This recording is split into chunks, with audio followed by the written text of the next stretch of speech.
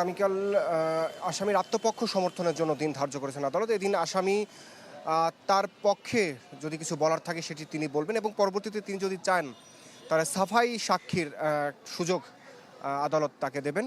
তো আজকে সাক্ষ্য গ্রহণ শেষ হয়েছে। আসলে এটি একটি চাঞ্চল্যকর ঘটনা এবং ঠিক একদিনের মাথায় এই প্রত্যেকটা সাক্ষ্য গ্রহণ আসলে বাংলাদেশের ইতিহাসে হয়েছে কিনা এই বিষয়টা আসলে কথা বলার আসলে হয়েছে কিনা এটা আসলে আমার জানা নেই। তবে আজকে এই এত তাড়াহুড়োতে একদিনের মধ্যে ১৬ জনের সাক্ষ্য গ্রহণ সেক্ষেত্রে আইনের কোনো ব্যত্যয় হয়েছে কিনা এবং ভবিষ্যতে এটা নিয়ে কেউ কথা বলতে পারে কিনা এমন প্রশ্ন ছিল আসলে রাষ্ট্রপক্ষের প্রতি আমাদের। তো আসলে তারা বলেছেন যে এই যে একটি চাঞ্চল্যকর ঘটনা রামিসাকে হত্যা এবং তার আগে ধর্ষণের মতো ঘটনা এবং তার পরবর্তীতে তার মাথা বিচ্ছিন্ন করে দেওয়ার মতো যে ঘটনা, এটি আসলে আজকে কিন্তু ময়নাতদন্তকারী চিকিৎসক এবং যেই মেট্রোপলিটন ম্যাজিস্ট্রেট এখানে 164 গ্রহণ করেছিলেন আসামির, তার কিন্তু আসার কথা ছিল না, কিন্তু তারপরেও তারা কিন্তু দুজন দুপুরের মধ্যাহ্নবিরতির পর তারা এখানে উপস্থিত হয়েছেন এবং তদন্ত কর্মকর্তা সকাল থেকে ছিলেন।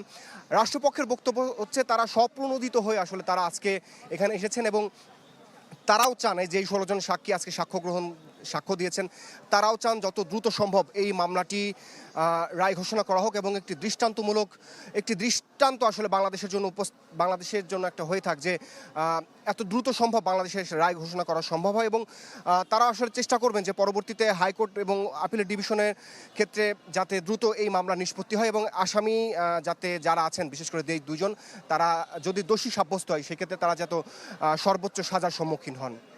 ধন্যবাদ রমিজ আপনাকে। দর্শক দেখছিলেন শিশু রামিসা হত্যাকাণ্ডের সাক্ষ্য গ্রহণের সবশেষ খবর জানাচ্ছিলেন রমিজ হোসেন।